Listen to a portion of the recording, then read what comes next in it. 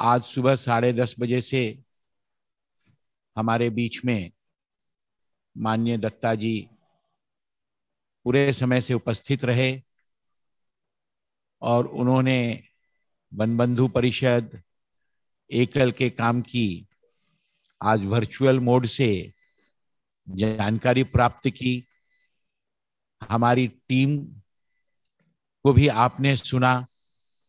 हमारी पूरी टीम में कोई प्रचारक नहीं है दत्ता जी, हम सब गृहस्थ कार्यकर्ता इस काम में लगे हुए हैं और कंटकाकीर्ण मार्ग तो एकल का है ही, ये हम सबको पता है। आपने सब कुछ सुना और अब हम सब आपके मार्गदर्शन की अपेक्षा करते हैं। माननीय दत्ता जी हम सबका मार्गदर्शन करें, ऐसी उनसे विनती है। माननीय दत्ता जी। नमस्कार सभी को। सर्वप्रथम भारत की स्वाधीनता के अमृत महोत्सव के इस शुभ अवसर पर हार्दिक मंगल कामनाएं। रमेश जी, मेरी आवाज पहुंच रही है? आपकी आवाज स्पष्ट है, आ रही है। बहुत अच्छा, सुंदर। आज इस कार्यक्रम में मैं भोपाल, मध्य प्रदेश की राजधानी भोपाल से जुड़ रहा हूं। इस कार्यक्रम में उपस्थित सर्वप्रथम मुझे नाम लेना ही है बापू जी के, श्री रामेश्वर लाल काबरा जी, जो ज्ञान वृद्ध है, अनुभव वृद्ध है, वयोवृद्ध है, कर्मयोगी हैं और इस आयु में ऐसे कहने के लिए भी मुझे मन नहीं होता, वो तो तरुण ही है, इसलिए उनको प्रणाम करता हूं। माननीय श्री सज्जन जी भजंका जी, जो पूर्व में अध्यक्ष रहे, राष्ट्रीय कार्य में सदैव आप अग्रणी भूमिका निभाते रहे हैं। एकल अभियान के लिए तो आपके योगदान सदैव लोग स्मरण करते रहेंगे। श्री सज्जन कुमार बंसल जी, श्री रमेश कुमार महेश्वरी जी, श्री रमेश सरावगी जी,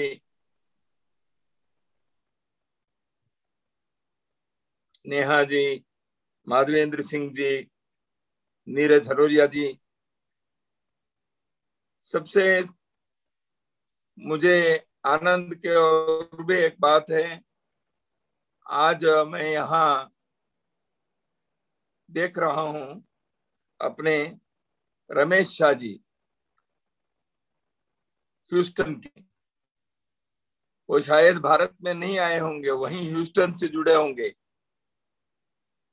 ह्यूस्टन से जुड़े तो अभी रात को अभी 2 बजे, 1:30-2 बजे के समय है। नमस्ते भैया। एकल अभियान की क्या प्रेरणा होती है। सप्त सागर के उस पार पर रहने वाले हमारे रमेश भाई ह्यूस्टन में रात्रि के इस वेला में भी इस कार्यक्रम में जुड़े रहने के लिए जागरूक बैठे हुए हैं। सभी श्रद्धेय माताएं, भगिनी, सभी भाइयों, आनंद का विषय है मेरे लिए, इसलिए आज के इस शुभ दिन पर, देश के स्वतंत्रता के अमृत महोत्सव के इस पर्व पर, देश के सुदूर सब प्रकार के सुविधा से वंचित लोगों की सेवा करने वाले वनबंधु परिषद एकल अभियान इस तपस्या में लगे हुए साधकों के साथ कुछ समय बिताने के एक अवसर मुझे प्राप्त हो रहा है। जैसे रमेश राव जी ने कहा, कुछ समय पूर्व मैं कोलकाता में एकल अभियान के कार्यक्रम में शामिल हुआ था। मुझे याद है कुछ समय उस कार्यक्रम में मैंने भी मेरे विचार व्यक्त किए। उससे अधिक देश भर से आए हुए लोगों के, खास करके वो तो कलकत्ता चैप्टर का था, लेकिन मुंबई से काबरा जी और बाकी लोग आए थे। बंधुओं, वनबंधु परिषद और एकल अभियान, अभी ग्राम स्वराज मंच, ऐसे विभिन्न प्रकार के आयाम प्रारंभ करते हुए राष्ट्र के उत्थान में एक महत्वपूर्ण भूमिका निभा रहे। इस कार्य का महत्व सर्वदूर महसूस करते हैं। एक पीढ़ी, दूसरी पीढ़ी, अब तीसरी पीढ़ी भी इसमें, इस कार्य में जुड़ने के का अवसर आ गया है। तो जैसे अभी आप लोगों ने आने वाले 3-4 वर्षों के लिए 2025 तक कुछ विशेष योजना बनाए हैं। मैंने वो सारी योजना थोड़ा बहुत रमेश जी और थोड़े विस्तार से माधवेंद्र सिंह जी के कथन में मैंने सुना। कार्य विस्तार के बारे में जो बापू जी कहते हैं उसको अपने ध्यान में रखकर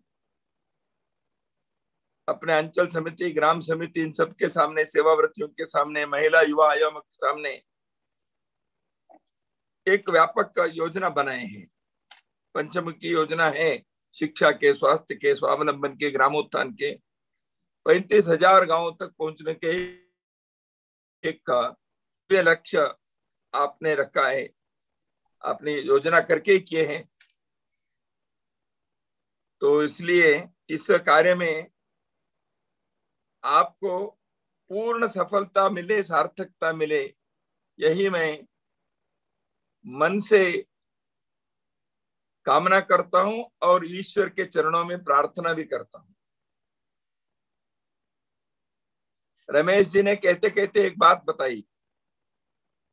रमेश जी स्वयंसेवक हैं और इस कार्य से जुड़े हुए बहुत लोग संघ को जानते हैं और कई लोग तो संघ के स्वयंसेवक ही हैं। रमेश जी ने कहा कि मैं प्रचारक यहाँ नहीं हैं, हम सब गृहस्थी हैं। आप सबको मैं ये कहना चाहता हूं, आप लोग प्रचारक से कम नहीं हैं। इस प्रकार के कार्य एकाग्रता से, निष्ठा से दिन रात लगकर करने वाले लोग, संघ के काम में भी हम कहते हैं गृहस्थी कार्यकर्ता अपने घर, गृहस्थी, व्यापार, व्यवसाय, नौकरी के साथ समाज के काम में लगते हैं।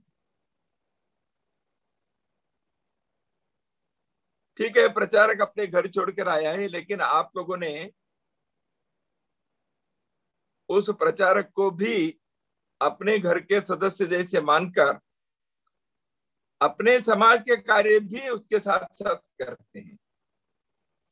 इसलिए हिंदू परंपरा में कहा है, धन्यो गृहस्थाश्रम। इसलिए गृहस्थी लोग ऐसे धन्य लोग हैं। पूजनीय बाला साहेब देवरस जी, जो राष्ट्रीय स्वयंसेवक संघ के द्वितीय सरसंघ चालक रहे, उन्होंने प्रचारकों के एक बैठक में आग्रह पूर्वक ये बात बताई थी, बार बार संघ में उसके बारे में स्मरण किया जाता है। वो है, कोई भी कार्य, इसके आधार कौन बनने चाहिए? स्थानीय कार्यकर्ता, गृहस्थी कार्यकर्ता के ऊपर काम खड़ा होने चाहिए, प्रचारक के ऊपर नहीं। आज संघ के भी आप देखेंगे मुश्किल से 3,000 प्रचारक होंगे, कार्य तो हजारों स्थानों पर है। संघ की शाखा लगभग 40,000 से अधिक स्थानों पर 52,000 से अधिक शाखाएं हैं। इसके अतिरिक्त जो विभिन्न कार्य जैसे हैं वनबंधु परिषद जैसे भिन्न भिन्न प्रकार से इससे प्रेरणा लेकर काम करने वाले, इस पद्धति को अपनाकर काम करने वाले लोगों की संख्या भी अपार है। तो राष्ट्र जीवन के एक परिवर्तन में बहुत बड़े एक प्रयास चल रहा है।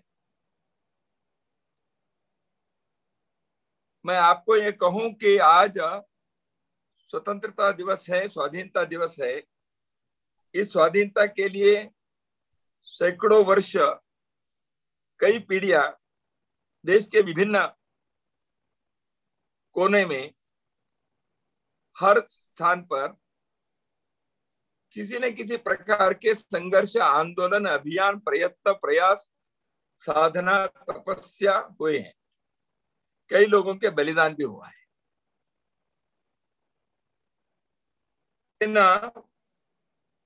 यह भी है कि भारत के उत्थान के लिए जो प्रयत्न हैं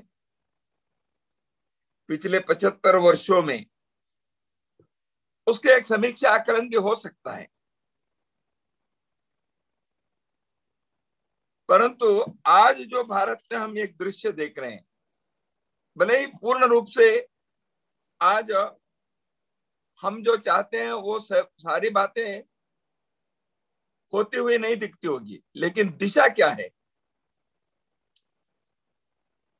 लोगों के अंदर भावना क्या है, भारत के बारे में विश्व क्या सोच रहा है, कैसे उसकी प्रतिक्रिया है। अभी ओलंपिक में इस प्रकार की एक जीत मिली, या महिला हॉकी में हार होने के बाद भी देश के लोगों ने कैसे उन महिलाओं में, उन युवतियों के संदर्भ में कैसे एक सम्मान के, आदर के, अभिमान के, अपनत्व के भाव प्रकट किया, यह हम सबके सामने उदाहरण के रूप में है। ज्ञान विज्ञान के क्षेत्र में, शिक्षा स्वास्थ्य के संदर्भ में भारत एक आत्मनिर्भर सशक्त भारत के रूप में उभर रहा है। दुनिया से हमारे झगड़े नहीं है, विश्व के साथ हमारी कोई द्वेष, नफरत, संघर्ष, प्रतियोगिता नहीं है। हम अपने पैरों पर खड़ा रहना चाहते हैं और विश्व के सामने एक श्रेष्ठ जीवन के उदाहरण को प्रस्तुत करना चाहते हैं। इस प्रयत्न में आज हम देखें तो भारत के इतिहास में पहली बार एक दिशा में, एक विचार को लेकर इतने स्थानों पर समाज के हर वर्ग लगा हुआ है।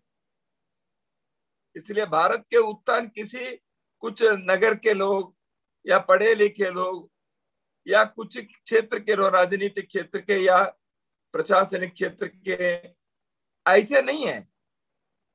आज दूर दराज के क्षेत्र में रहने वाले एक सर्वसामान्य व्यक्ति के हृदय के अंदर भी भारत को एक श्रेष्ठ देश बनाने के, सशक्त स्वाभिमान राष्ट्र के रूप में इसको खड़ा करने की एक इच्छा है। इसलिए कोई सामान्य परिवार के व्यक्ति, एक साइकिल रिक्शा की बेटी प्रशासनिक सेवा में प्रथम आती है। कोई एक सामान्य व्यक्ति घर के पटना में सुपर 30 करके एक चलता है, आप लोगों ने देखा होगा। कर्नाटक में संघ के स्वयंसेवकों के प्रयास से तपस्या और साधना, ऐसी 2 योजना चलती हैं। आईआईटी में प्रवेश परीक्षा में, एंट्रेंस एग्जाम में चयनित होकर आने वाले सर्वसामान्य घर के लोग हैं।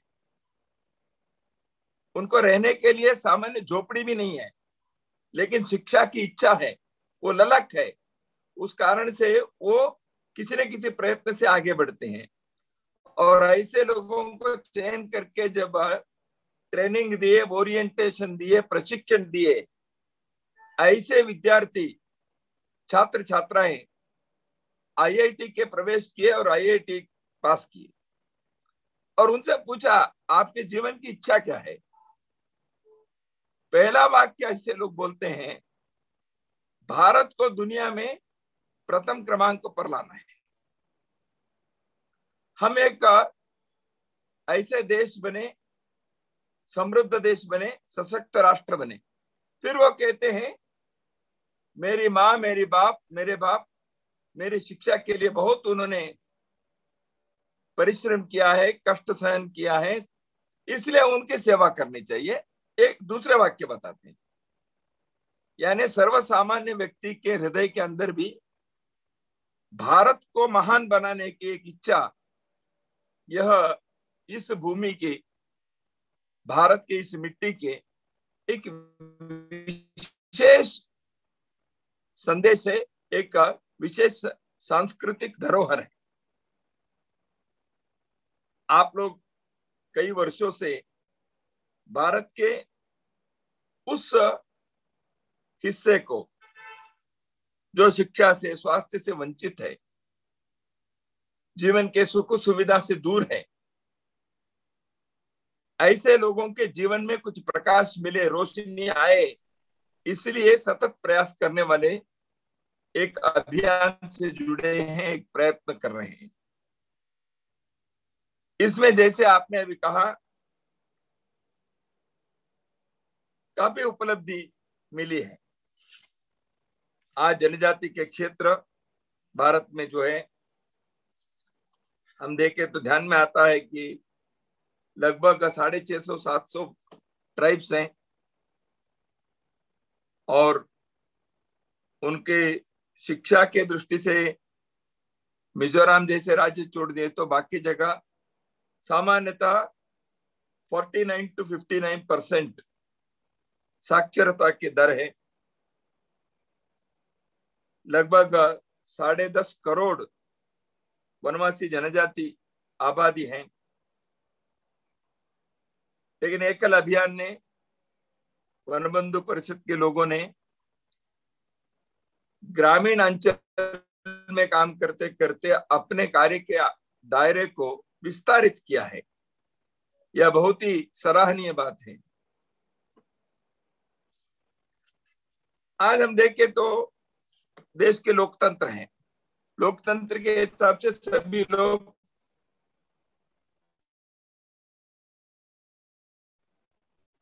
समान अधिकार के लिए वो हकदार हैं, इसलिए सभी के पास एक वोट है। लोकतंत्र में तो हम सब समान हैं, कानून के सामने समान है, लेकिन जीवन के दृष्टि से हम देखें लोग कहां खड़े हैं। अभी कोरोना के इस महामारी के दिनों में प्रथम लॉकडाउन जब हुआ था पिछले वर्ष के मार्च 25 के बाद, अप्रैल मई के दिनों में, हम सब जानते हैं प्रवासी मजदूरों की बड़ी तादाद में, लगभग 40 लाख लोग, 4 मिलियन, वो चले बड़े शहरों से अपने गांव की ओर। किस प्रकार के जीवन में वो रहे हैं वो हम सब जानते हैं। लेकिन देश के संपत्ति को बढ़ाने के लिए, कारखाने चलाने के लिए, देश के आर्थिक वहिवाट को संचालित करने के लिए इन लोगों ने अपने दूर के गांव छोड़कर शहरी क्षेत्र में आकर रहे। अपने पेट भरने के लिए आए, रोजगार के लिए आए, ठीक है, लेकिन उनके प्रयत्न से, उनके पसीने से देश के आर्थिक चक्र भी घूमता है, यह भी हमें ध्यान में रखना चाहिए। ऐसे लोग जब चले, उन्होंने किसी के खिलाफ नारेबाजी नहीं की, तोड़फोड़ नहीं किए, लूटपाट नहीं हुआ, किसी के खिलाफ उन्होंने नारे नहीं लगाए। समाज ने भी उनकी सेवा की, समाज ने उनके लिए भोजन पैकेट दिए, दूध दिए बच्चों को, उनके पाँव में पहनने के लिए चप्पल जूते दिए। समाज ने यह नहीं पूछा तुम कौन सी जाति के हो, कहां से आए हो, कौन से भाषा के हो। समाज की एकता, एकात्मकता संकट में या अनुभव में आया। मित्रों, मैं ये कहूं कि अतिशयोक्ति नहीं होगी, दुनिया के कई देशों में ऐसे परिस्थिति जब हुई तो लूटपाट हुए हैं, वहां के सरकारों को मिलिट्री बुलानी पड़ी, सेना बुलानी पड़ी। भारत में ऐसे नहीं हुआ। कष्ट को, संकट को झेलते हुए लोगों ने अपने जीवन का निर्वहन करने के लिए आगे बढ़े। लेकिन समाज की एक संवेदनशीलता, समाज की एकात्मता, समाज दूसरों के लिए सहयोग करते हुए, मेरे पास 2 रोटी है तो दूसरों को 1 रोटी देकर उसके पेट भी भरे, मेरे भी बने, ये प्रयत्न जब समाज करता है, राष्ट्र खड़ा होता है, राष्ट्र की एकात्मता बरकरार रहती। इसलिए जनजाति क्षेत्र के, वनवासी अंचल के उन बंधु भगिनियों के जीवन में कुछ न कुछ प्रकाश मिलने के लिए जो प्रयत्न एकल अभियान जैसे, वनबंधु परिषद जैसे मंचों के संगठनों के द्वारा जो हो रहे हैं, यह एक राष्ट्रीय महातपस्या है, यज्ञ है। तो इसलिए सेवा है यज्ञ कुंड समिधा सम हम जले, ध्येय महासागर में सरित रूप हम मिले। ये जो गीत की पंक्तियां हैं, इस पंक्ति को साकार करने वाले कार्य हो रहा है। अपने जनजाति के लोग, इनके इतिहास में देखें, वह भारत के स्वतंत्रता आंदोलन में एक अद्भुत योगदान देने वाले लोग थे। भारत के अनपढ़ लोग, गरीब लोग, ग्रामीण लोग, वनवासी लोग, समाज के निचले पायने पर खड़े होने वाले लोग देश के आजादी के आंदोलन में, देश की स्वतंत्रता के संग्राम में बड़ा योगदान, बड़ी भूमिका उनकी रही है। 1857 के संग्राम के इतिहास को यदि कोई पढ़े तो देखे, देश के चारों इस समूह के लोगों ने समाज के अन्य समूह से पीछे नहीं है, एक कदम आगे ही उन्होंने स्वतंत्रता संग्राम के इस महा आंदोलन में भूमिका निभाई। भारत के इतिहास कभी कोई भी लिखे, उस भारत के इतिहास में समाज के इन बंधु भगिनियों के योगदान के जिक्र किए बिना करना यह असंभव है। यदि कोई करता है तो वो अधूरा है, असत्य है, अप्रामाणिक है। इसलिए जनजाति वनवासी बंधुओं के योगदान यह भारत के इतिहास के अविभाज्य अंग है। वो केवल लड़ाई किया ऐसे नहीं है, सामान्य अपने जीवन में उन्होंने संस्कृति का पोषण किया। आज जिसको हम लोकगीत कहते हैं, लोक कहानियां कहते हैं, लोक साहित्य कहते हैं, लोक संस्कृति कहते हैं, जिसके अध्ययन होते हैं, रिसर्च होते हैं, यूनिवर्सिटी में उसके लिए पीएचडी मिलती है, वो सारे विचार को किसने विकसित किया? भारत के इन तथाकथित अनपढ़ सामान्य ग्रामीण क्षेत्र में, जंगलों में, वनांचल में, पहाड़ों में रहने वाले अपने बंधु भगिनियों ने सैकड़ों हजारों वर्षों से इस संस्कृति का पोषण करते हुए विकसित किया। अपने जीवन में वो जिए, प्रकृति के साथ जिए, पर्यावरण की रक्षा करते हुए जिए, अत्यंत कम आवश्यकताओं के साथ वो जीते रहे, लेकिन संस्कृति के पोषक आराधक बने। इसलिए भारत की संस्कृति जब हम कहते हैं, हिंदू संस्कृति जब कहते हैं, हिंदू परंपरा जब कहते हैं, क्षेत्र के लोगों के योगदान को छोड़कर हम कह सकते हैं? नहीं। जनजाति क्षेत्र के लोगों ने खेल के क्षेत्र में कितने प्रकार के नए नए आविष्कार किए हैं, कितने पराक्रम उन्होंने दिखाया, लेकिन उसके लिए योग्य अवसर मिलता। आज ओलंपिक में और भी 4 पदक हमको मिलते, लेकिन अभी पिछले कुछ वर्षों में इसका प्रयत्न हुआ तो हम देखते हैं समाज के गरीब वर्ग के, ग्रामीण क्षेत्र के, अनपढ़ परिवारों के बच्चे आज खेल के क्षेत्र में आगे आते हुए हम देखते हैं। तो ये क्या संदेश देता है? थोड़ा सा तो हम समाज, सरकार, प्रशासन थोड़ा सा इसके लिए मौका देते हैं, समर्थन देते हैं, प्रोत्साहन देते हैं, वो आगे बढ़ेंगे, उनके अंदर क्षमता है, प्रतिभा है। इसलिए जनजातीय क्षेत्र में सेवा कार्य जो है यह केवल अपने व्यक्तिगत पुण्य के काम नहीं है। मनुष्य मनुष्य को मदद करना, सेवा करना, सहायता करना यह तो आवश्यक है ही, क्योंकि हर मनुष्य के अंदर ईश्वर है। स्वामी विवेकानंद ने कहा, मैं उस ईश्वर की पूजा करता हूं जिसको मूर्ख लोग मनुष्य कहते हैं। मनुष्य के पूजा करना यह जीव सेवा शिव सेवा, रामकृष्ण परमहंस के कथन है। इसलिए ये सेवा करने में जो एक ईश्वर की आराधना है, उस अंश को हम नहीं भूलेंगे, वो तो हमारी संस्कृति है ही, वो करना ही है। परंतु बंधुओं, मैं ये कहूंगा, हम जो जनजाति क्षेत्र में, ग्रामीण अंचल में, गरीब तबके में जो सेवा कार्य कर रहे हैं, केवल उनके लिए नहीं,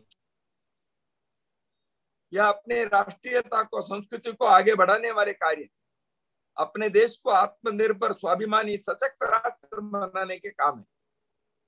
क्योंकि कोई भी समाज के किसी भी एक अंग भी दोषपूरित रहता है, कमजोर रहता है, दुर्बल रहता है, तब वह राष्ट्र सशक्त नहीं बन सकता। महाभारत के एक उदाहरण हम सबको मालूम है। धृतराष्ट्र, उनकी पत्नी गांधारी, बेटा दुर्योधन। दुर्योधन युद्ध के लिए निकला तो उनके शरीर को वज्र बनाने के जो संदर्भ आया, मां गांधारी ने कहा, मैं आंखों के पट्टी एक क्षण के लिए निकालती हूं। इतने वर्षों से पति के सेवा में, पतिव्रता में वो आंखों पर पट्टी लगाई थी, मैं एक क्षण के लिए वो निकालती हूं, तुम मेरे सामने खड़े हो जाओ। तो बात क्या हुई थी, धृतराष्ट्र पूर्ण नग्न होकर खड़े रहना था, क्योंकि एक बार गांधारी के दृष्टिपात होने से धृतराष्ट्र के पूरा शरीर वज्र होने वाला था।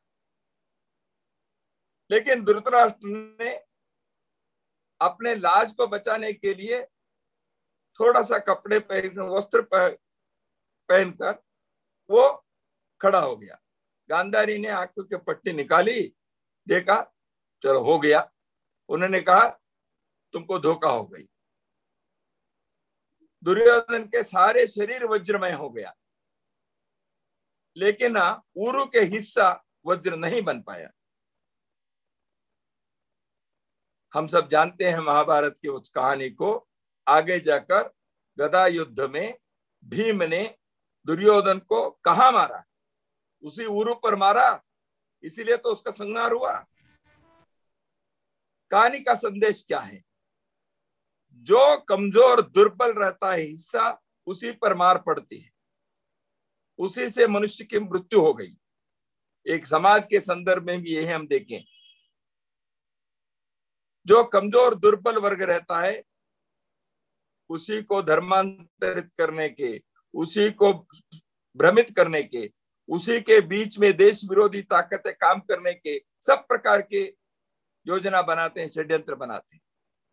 इसलिए मैंने कहा, हम जनजाति, वनवासी, ग्रामीण अंचल के गरीब लोगों के लिए सेवा विकास के काम करना, यह हमारे पुण्य के, दूसरों के अंदर के ईश्वर की पूजा तो है ही, परंतु यह एक राष्ट्रीय महत्व का काम है। हम समाज की एकात्मता को, राष्ट्र की एकता को बरकरार रखने के एक महायज्ञ है। स्वामी विवेकानंद ने कहा, so long as the millions live in hunger and ignorance, I hold every man a traitor who, having been educated at their cost, pays not the least heed to them. जब लाखों लाखों लोग अज्ञान के अंधकार में हैं, भूखे हैं, तब दूसरे लोग यदि उनके लिए आवश्यक सहायता नहीं करेंगे, पढ़े लिखे उन लोगों को मैं कहूंगा तुम देशद्रोही हो, मनुष्यद्रोही हो। विवेकानंद के इस कथन के पीछे के तात्पर्य वही है।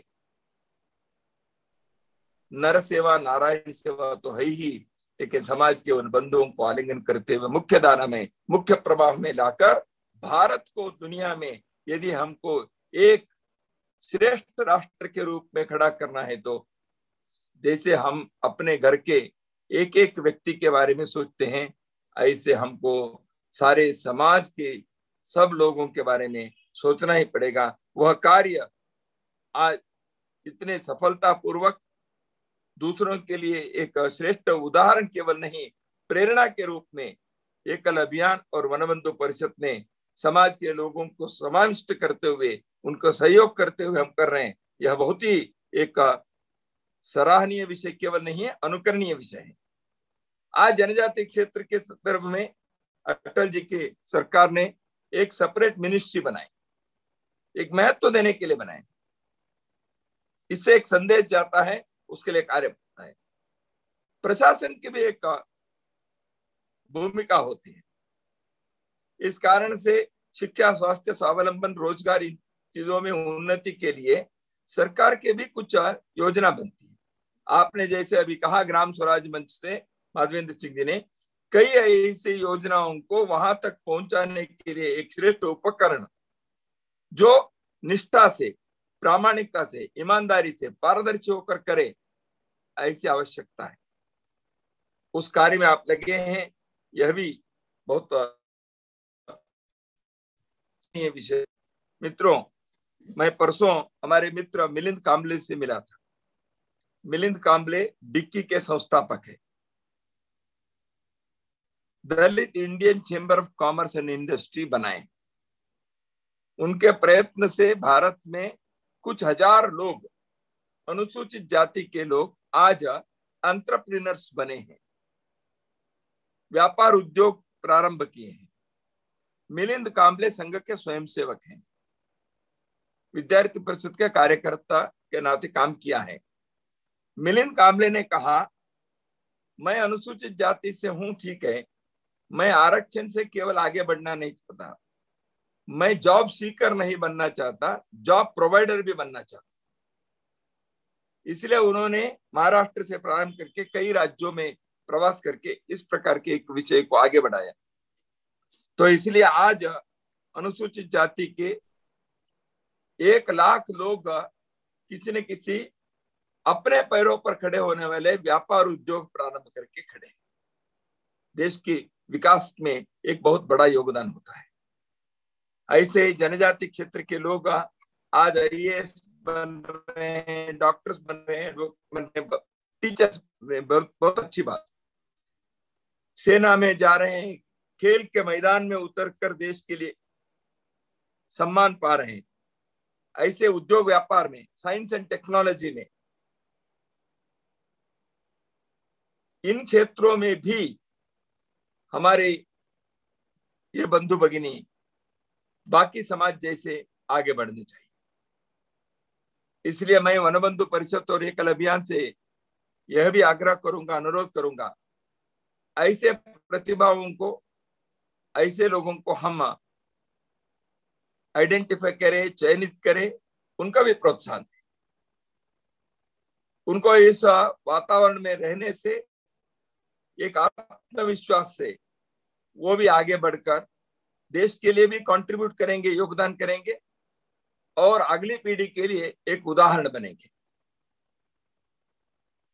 तो इसलिए आज इस संदर्भ में मैं आपसे